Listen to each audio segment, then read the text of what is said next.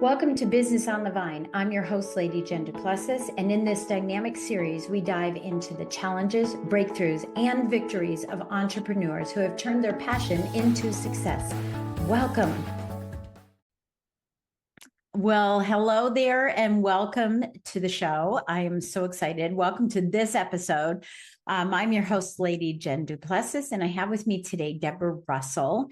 She's an MBA and an elite certified business coach, keynote speaker, and professional development trainer. She specializes in working with business owners, love this topic, who are pursuing their passion as a business, which we're going to talk about, particularly in arts and entertainment industry and professional athletes. She has built her business while battling something called ME, and we will talk about this a little bit more and how that's influenced her to continue to move in her business. So with that, I say thank you and welcome, Debra. We're happy to have you here. Oh, I'm thrilled to be here. Thank you so much for having me.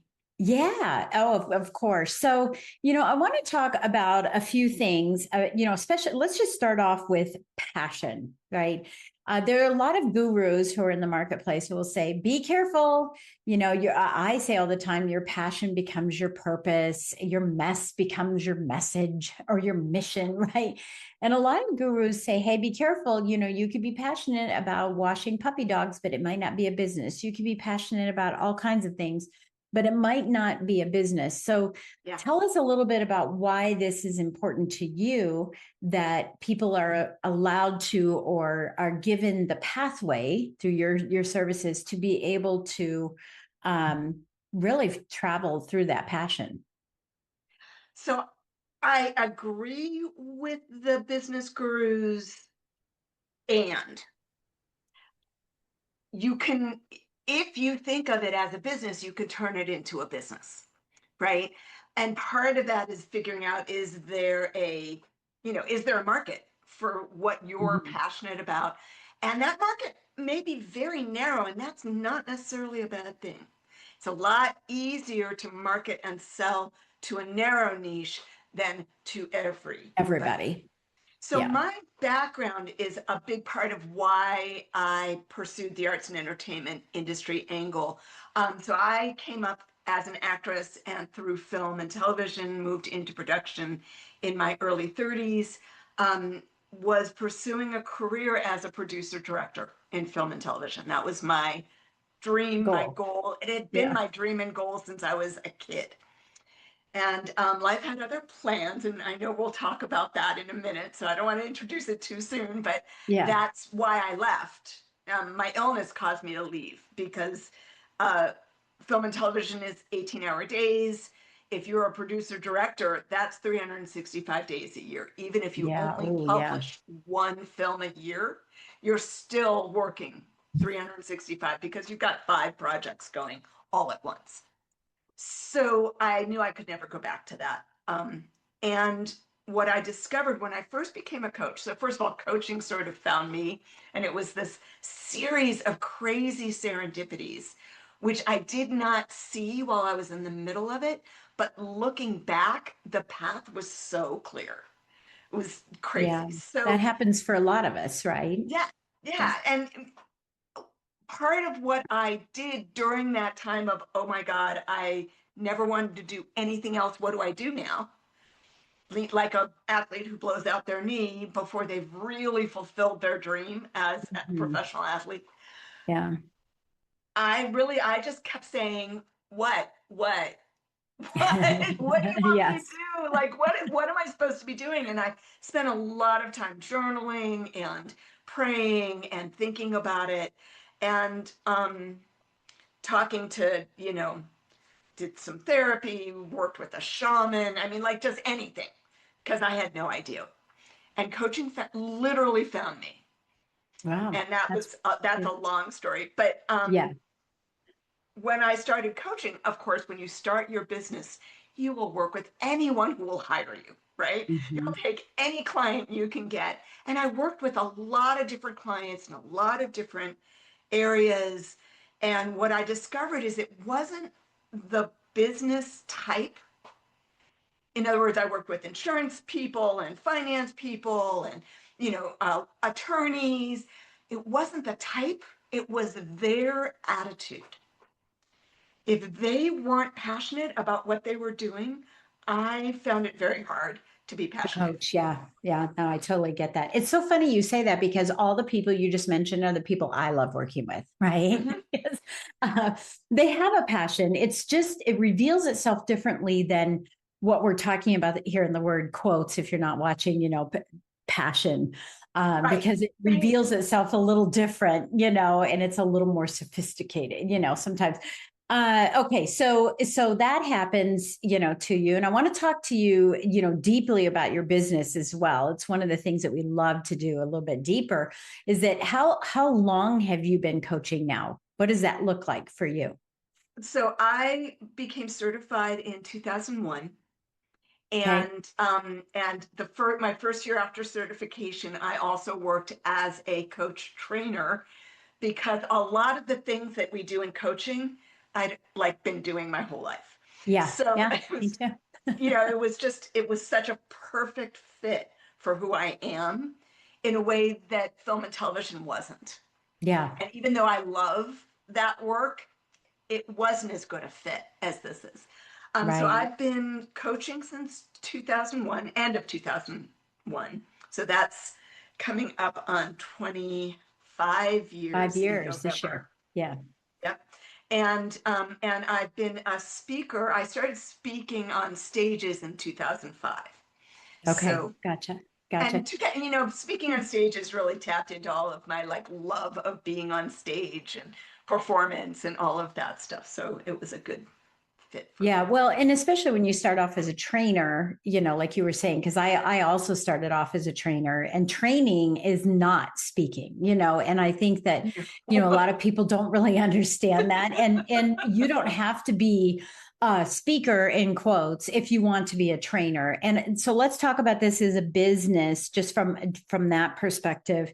Because everyone who's listening, they're a business owner, right? They're an entrepreneur, an entrepreneur, and a lot of people are afraid of speaking, and I'm saying, but you still have to speak to your team. You still have to speak to groups of people to be able to, do one to many, is what I call it. One to many. I've talked about one to many for so many years. It's not even funny.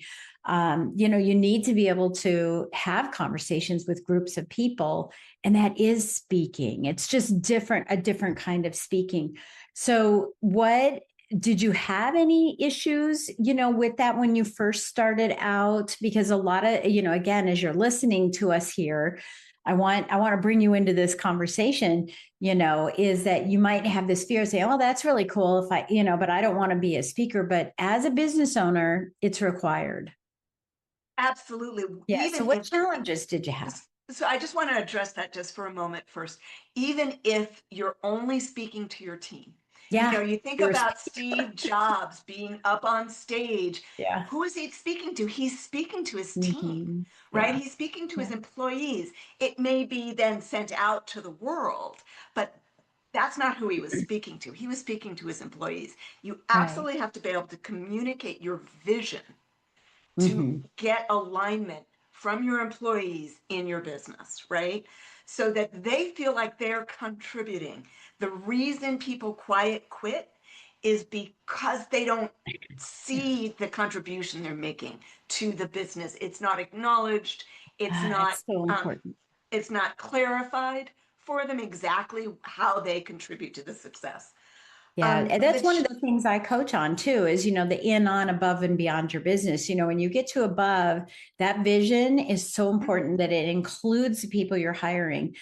Because if your vision is acute and it's only for you, then they're not going to understand what they're contributing to in that business. And I think that's why a lot of businesses fail, or why they feel like they have to be the practitioner for the rest of their life as opposed to being the CEO. And so, right. I think it's a really, really good point that you're bringing up. So listen, as you're listening here, think about this too. What is that vision? Go back and look at your vision and say, do I have one? Number one, is it written down, or do I just have these kind of loosey goosey dreams? Is it written down? And is it shared with your team? It's critical to the success of your business. Yeah, I love that. Yeah. Okay, so I want to talk about I want to start with some business fundamentals because we're already in this realm, right? We're already talking about behind the scenes in your business, which I think is so critical to, everyone who's listening. It's like, tell me what I should do right, tell me what I should do wrong, and some are saying, just guide me, don't tell me, just guide me. But let's talk about some business fundamentals as you see them that entrepreneurs and companies need to have in order to be successful. So I want to answer that in two ways. The first way is just kind of the concept of what you do as a business. So especially if you're a solopreneur or a solo practitioner, like let's say you're an attorney and you've got a staff of 5, or you're a bookkeeper and you're just doing it all yourself, or a business coach, right? And you're just doing it all yourself. The way I teach business fundamentals is that there are 5 hats of the business owner. And those 5 hats correspond, if you're a Fortune 500 company and you've got 40,000, employees in different departments, they still correspond. So the first hat is creative. And, for my arts clients, they think that's everything. That's all they have to do is create. Right. And yeah, that's why they're sorry, hungry. have news for you. That's not that's why they have a day job, that's why they're hungry. Right. But it includes product development, right? But it also includes brand development. It includes, if you're going to be speaking, designing that, all of the kind of creative things around your business. Mm-hmm. The second is marketing and sales. Yes. And you should be your business time. And your business time is your time if you're a solopreneur. But your business time is your time plus all of your employees' time if you have a staff, right? Mm-hmm. Mm-hmm. They should be equal. In other words, approximately 30% of the business's time is in creative, 30% of the business time is in marketing and sales, because if they're not equal, then you're not selling and you're out of business. Yeah, absolutely. The third is admin. And admin is the thing that people hate, right? But the thing that most people spend their time doing. Well, but also if there's a problem in the business, more often than not, the failure is in admin, because admin is systems. Right. Whether it's your CRM or your production systems, or like, depending on the kind of business you have. So I had a client, for example, who was a wonderful singer-songwriter, and she would spend hours booking and would literally only talk to 3 people. And I'm like, what? How does this work? And I had her really break it down.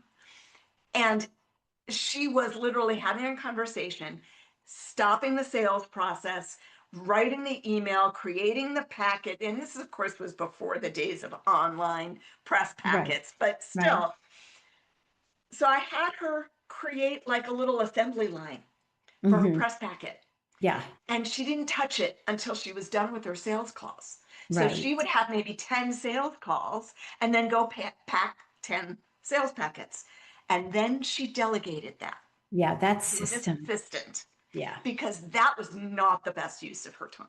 Right. And she tripled her bookings in a month. Wow. That's beautiful. I hope you heard that. I hope while you're listening to this, you're hearing that, right? Tripled. Yeah. One system, right? Yeah. Manage that. So, and that's an admin system, right? So admin is where all the creation of systems live, even if they're a marketing system or a creative system or a fulfillment system. But the conceptualization is admin.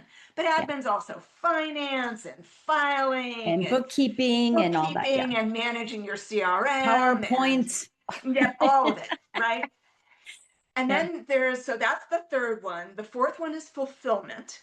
And fulfillment, the definition of fulfillment is you fulfilling your promise to your customers.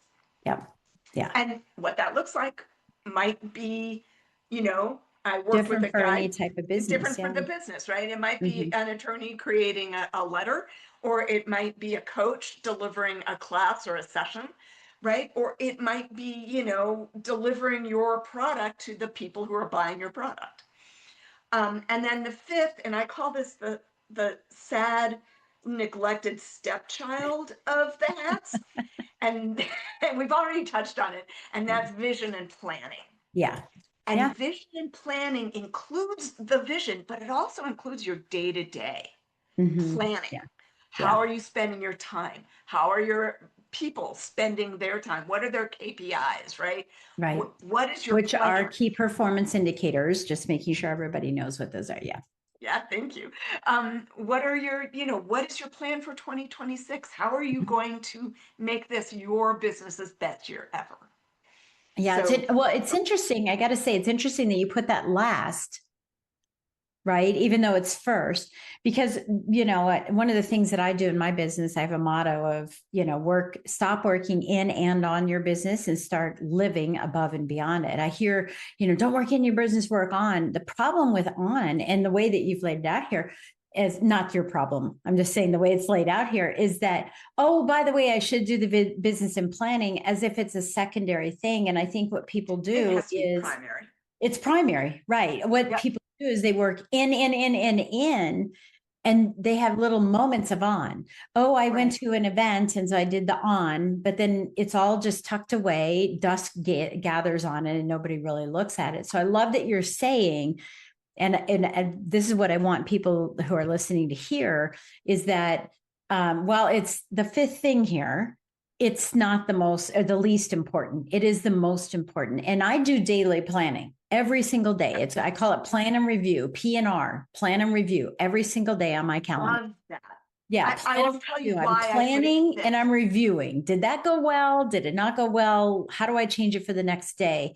And so it's a constant moving thing. It's not tuck it away, you know? Yeah. I love that you're saying it. Let's go back to systems. But actually, before Yeah. you move on, I just want to say why it's fifth. I found that if I put it first, people tuned out. Or they And they just, stop. oh yeah, they just didn't It's a even whole listen to horrible the rest barrier. of it. It's a horrible barrier to entry, right? It's like, oh well, I have to do a ream of planning and a ream of paper, and I'll never get through it, so I'll just do the other things. Yeah. And that leads us to productivity, right? Productivity creates profit. I love that you're saying that. And I know what you're talking about here, but let's share with everyone, what do you mean when you say productivity? Because there's bumblebee busy work, the glorification of busy work, and then there's actual productivity. Right.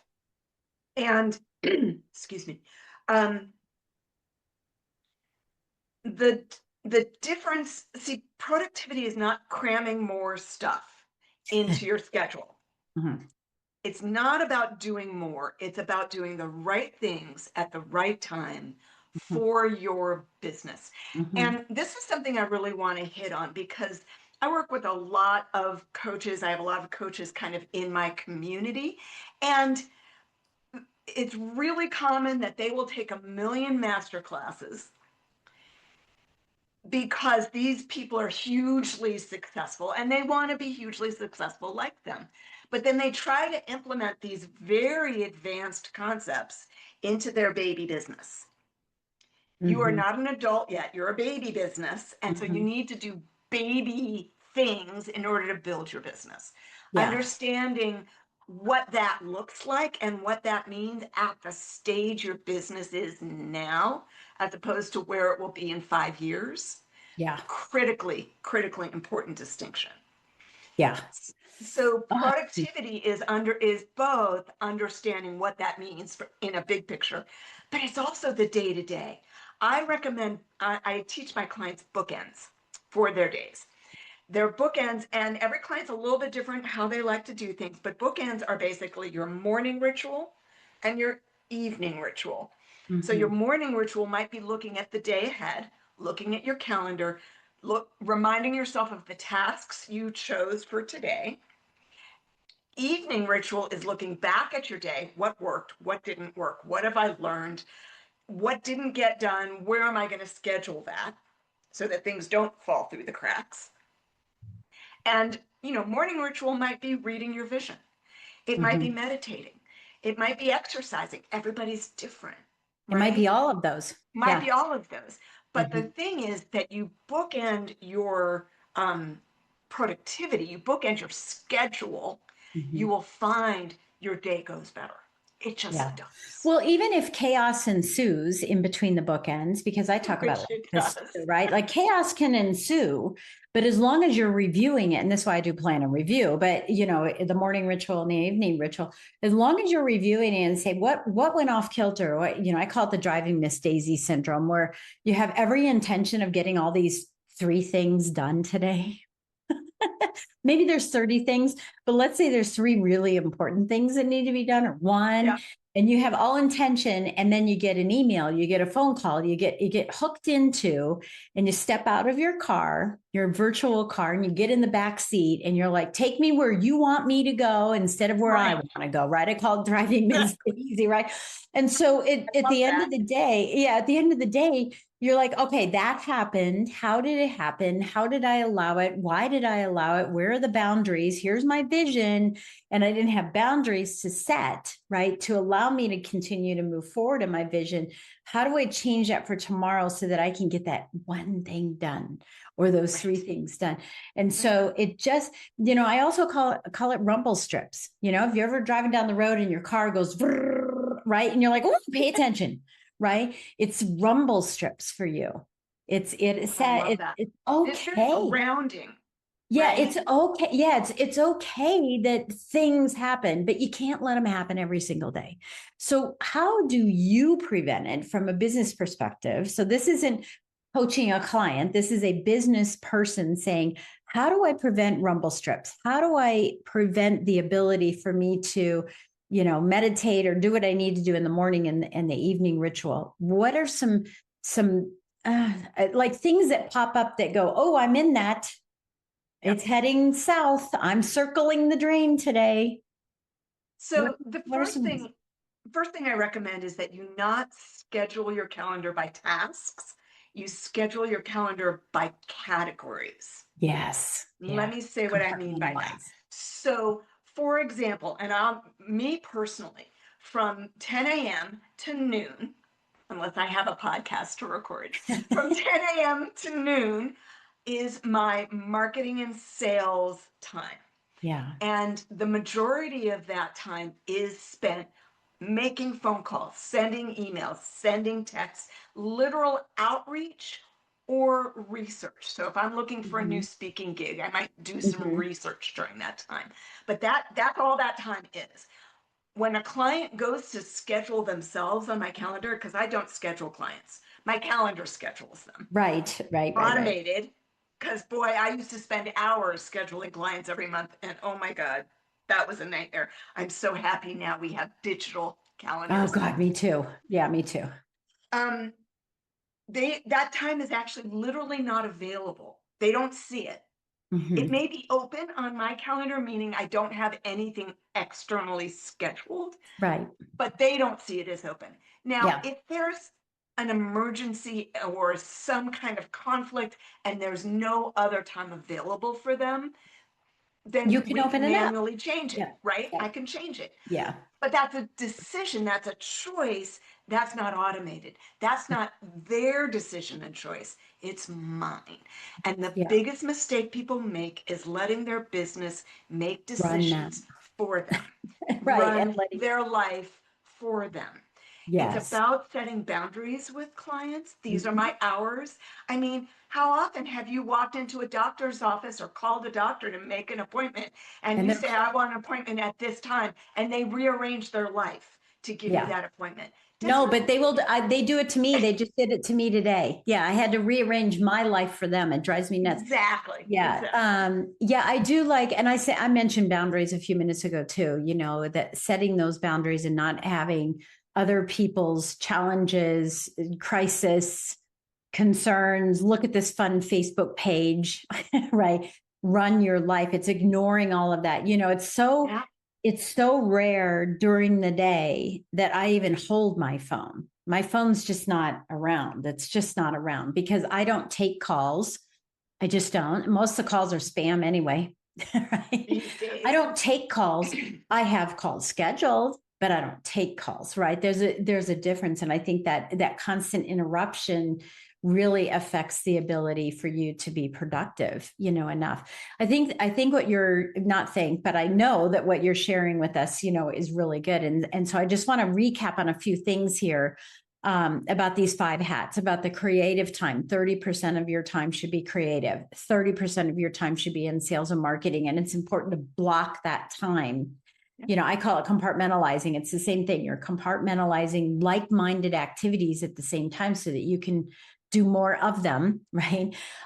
Making sure you have admin time, but really, I think in the beginning, and let me get your opinion, in the beginning of your business, more admin time needs to happen so you can develop those systems and get them out of your head and get them onto paper so that when the time comes that you are busy through all your sales and marketing, that you're not saying, well, I don't have time to train somebody. I don't have time to show somebody this. And I think that would be right. If you're watching, she was like, oh, I just want to shoot myself. With clients. Oh my gosh. Yeah. So, and I want to give an illustration of what it means if you don't do that. And I agree. Admin as a baby business at the beginning can be as much as 85% of your time. And most people don't do that. They're out there trying to get a sale. Right. But then they don't have the systems to support the sale. So deliver. This is what this looks like.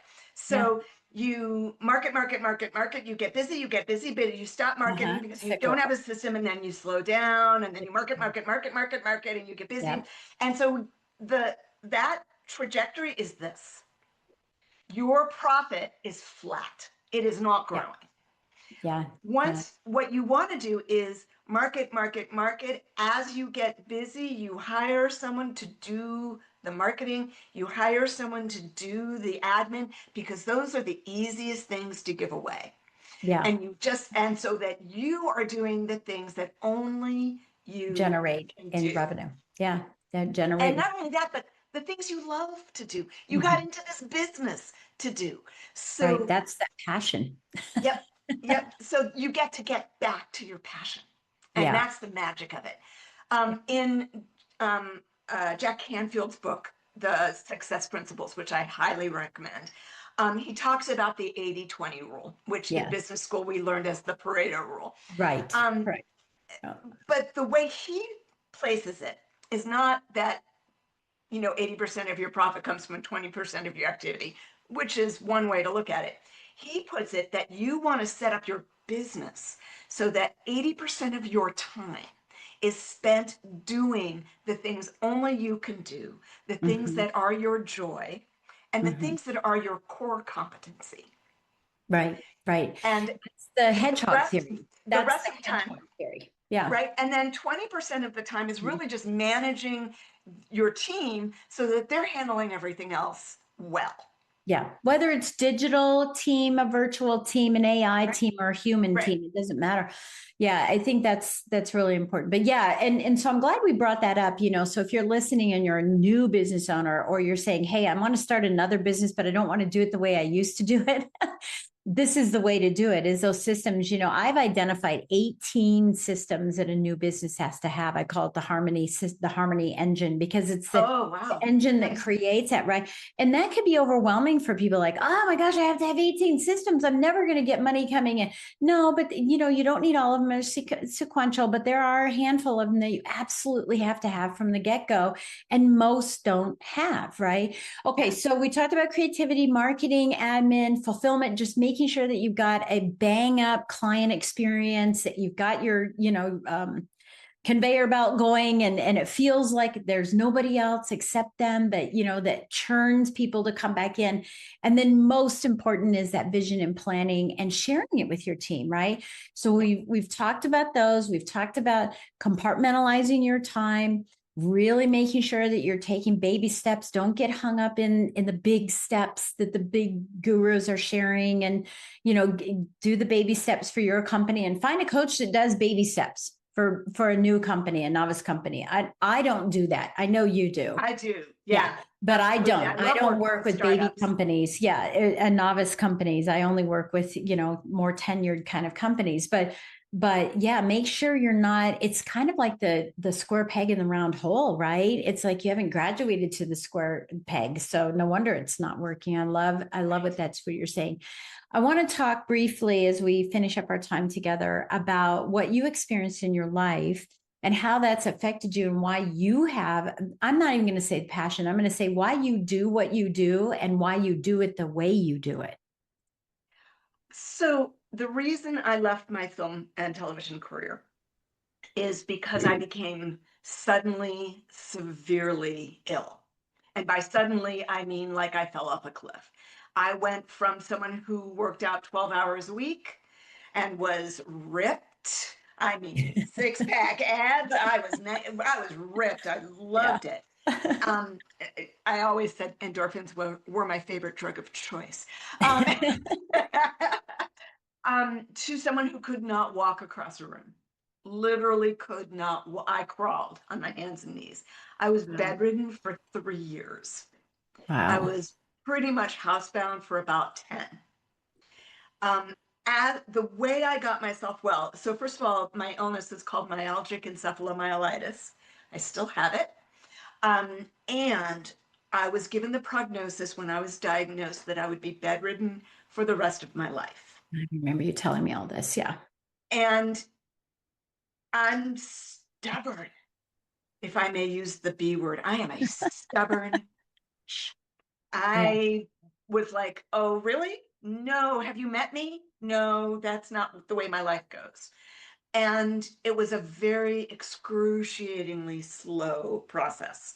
But the thing that worked, because there's no treatment, there's no cure, was something called pacing. And pacing required me to be excruciatingly disciplined about my time and my energy. And the more energy I got because of my pacing, the harder it became to be disciplined about my time and Discipline. my I know I was energy. going to say, like when you're going 100 miles an hour and then you're going 0, and then you're being told to just put the idle on, Yep. put it in Yep. drive, but don't touch the gas pedal. That had to have been frustrating. Yeah. Oh, it was Yeah. immensely frustrating. I had to completely redefine what Mhm. accomplishment looks like, Mm-hmm. And what this a might be task something list someone looks needs to like. hear in this too. Someone listening needs to hear this, as a business owner, is be patient. Be Yeah. patient with yourself. And be patient and give yourself every tiny little win. Mhm. Don't wait to celebrate the big wins. Celebrate, I got this system built. Yeah. Celebrate, I did my bookends today, right? Mhm. Celebrate the baby steps each Mhm. step of the way, because if you don't, that's burnout. That's Yeah. what creates burnout more than anything else.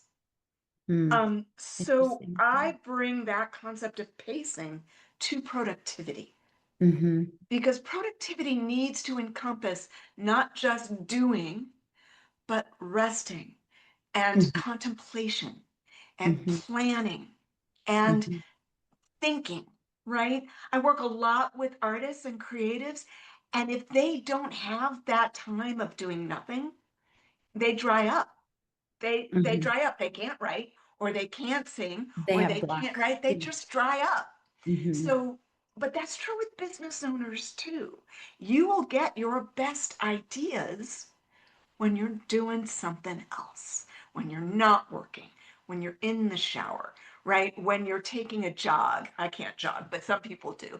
When you're lifting weights, when you're Right. laying in bed with your significant other, Mhm. right? When your brain is allowed to just rest. If Yeah. you don't allow that, you will burn out, but you will also dry up and you will hate your business. So, You never want that for anyone. yeah, yeah. And I know that you work with athletes as well. And you mentioned that you were an athlete of some sort, as you're talking about this. I mean, this would be akin to walking in, first day, if you're a new business, right? Walking in first day and saying, I'm going to accomplish and get to every one of those cockamamie machines and I'm going to master them. It takes time, right? Maybe you decide that I'm going to dabble with a few, decide what I don't want, what I Right. don't like, what hurts my body, maybe, right? Like military press, I can't do because I broke my shoulder, right? So I can't do certain moves. And I go, okay, so what do I do in place of, right? Yep. Or it might be a strategy of I'm going to work at one thing. I'm going to go walk on the treadmill until I'm an expert and master there. And when I'm a master there, I'm ready to move to weights. Maybe it's just I want to work on my legs and I'm only going to do leg work. Maybe it's free weights, right? But that's what you're saying is, for those of you listening, right? This is what she's saying is this is the pacing. You can't go in and lift a bunch of weights on a bunch of things as if you've been lifting weights for years. Right. And you can't, you look at a professional athlete and they've been doing this since they were 3 or 4. You can't Right. look at a professional athlete and say, Right. I'm gonna hit that level of fitness this year. Because Yeah. you'll hurt yourself. But you can't do that in business either. You can't look at someone who is in business doing what you do, but they've been in business for 20 years. You can't look at what they do as a business owner of 20 years and say, I'm No. going to do No. that from day one, because it doesn't work. Right. Comparison is the thief of joy. Oh, I love that. Write that Yes. down. Comparison is the thief of joy. You don't know, yes, it's the same as the poster, of the what do they call? What did the Titanic hit? The iceberg, The right? iceberg, And all right? the stuff that's underneath. It's the same thing. It's like comparison is the thief of joy. You can't say, well, I just want to be where you're at, and I want to be where you're at now. You started in 2001, right?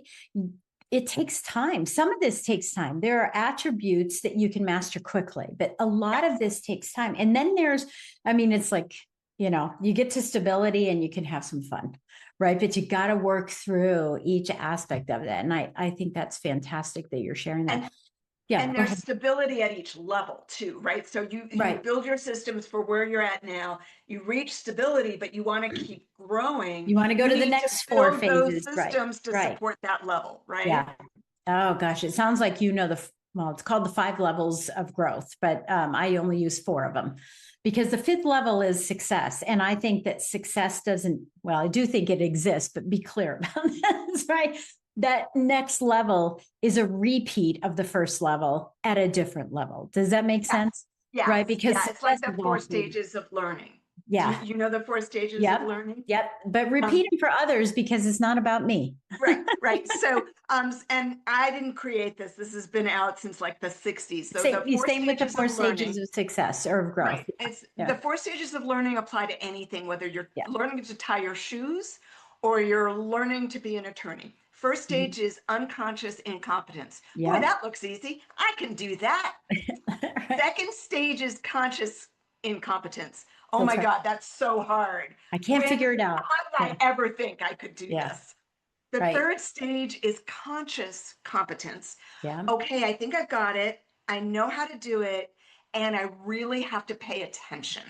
Mm-hmm. And the I fourth can get stage, better. yeah, and the fourth stage is unconscious competence, Yeah. where you do it, you don't think about it, it's a habit, it's Yeah. muscle memory, it just happens. Well, it's the driving home and wondering, Right. did I make it through all those lights? Right, how did I get here? But also, no matter what you're learning, more often than not, it encompasses multiple skills, and you may be in different stages in each of Yeah. those skills. So even though it looks like it's one thing, like productivity is probably about 15 different skills, Yeah. probably Yes. more than that, actually. Yeah. And you may be in different stages. So if you feel like, but I thought I had this, and then it Yeah. falls apart, it's because you've hit that conscious incompetence stage in a Right. different Right. skill. Right. Yeah, I love it. I love it. Okay, so I know that we'll have the link in the show notes to our gift vault, where you can get what Deborah's going to be giving you here. But can you tell us a little bit about what your gift is to everybody so that they can take some action in their practice to move forward? So the title is To Move from Overwhelm into Action Workbook.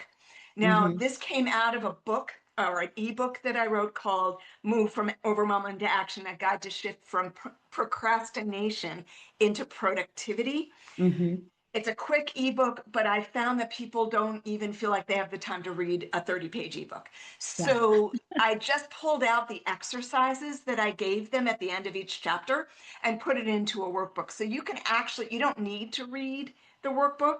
I mean, you don't need to read the ebook. I recommend it. There's a link to it Mm-hmm. in the ebook. So if you want, In the in the workbook. Yeah. workbook. Yeah. So if you want to read it, you're welcome to. But these exercises will help you understand overwhelm, understand what's actually happening for you, and then create strategies to get through it, to get past it, so that it doesn't take over your life. Yeah. From an expert who's walked the walk and done the talk and done the pacing and right. Yeah, I love that. Thank you so much. And then the final question I want to ask you is what's on your heart now? What do you want to share with people? Is there a quote? Is there a mantra? You mentioned a book, a couple books. We'll have the link to your book in there as well. But, is there something that's on your heart right now based on the conversation that you'd like to share with everyone? This actually comes from my coach. She calls it the law of action. Mm-hmm. And by thought you create, right? The law of attraction, by thought you create, by action you receive. Oh, yeah. So Yeah, it's there you go. in the doing the action, Doing. taking the action, talking to the people, doing those sales calls, delivering your product. That's how you receive. Yes. Okay. Yeah. Because there's so many people that talk. My first book, I was going to call it Shut That Up and Do It. Right. Because I would hear people talking about it all the time. It's like, they're still talking about it 8 months later. And then we But they're not ready. I know. We kept going. And so then we changed it. Stop talking, it's not the name of the book, but stop talking, take action, get results. Right. Later, it turned into something else. But what I really want to do is strangle people. Stop talking about it. So as we finish up here today and you're finishing up listening to this, go back and get these 5 hats and look at the fundamentals, what's suggested and some of the tips for productivity as well.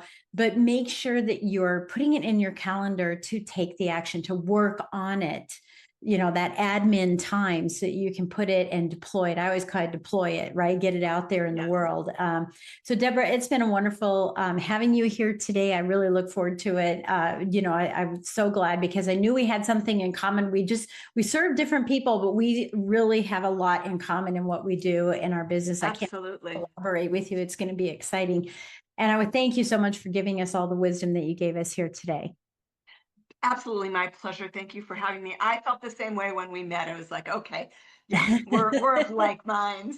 Yes, absolutely. Well, again, I want to thank you for listening in today, for taking time out of your busy day listening in, and remind you to head on over to YouTube and subscribe to my channel where you will find all 3 of my podcasts, plus my TV show and a little thing called Beyond the Podcast, where I interview people just like Debra a year from now to find out where are they now. What are they up to now?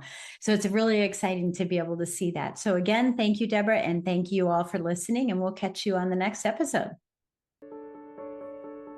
Thank you for joining us on Business on the Vine. If you found value in today's conversation and would like additional support, go to supportfromjen.com.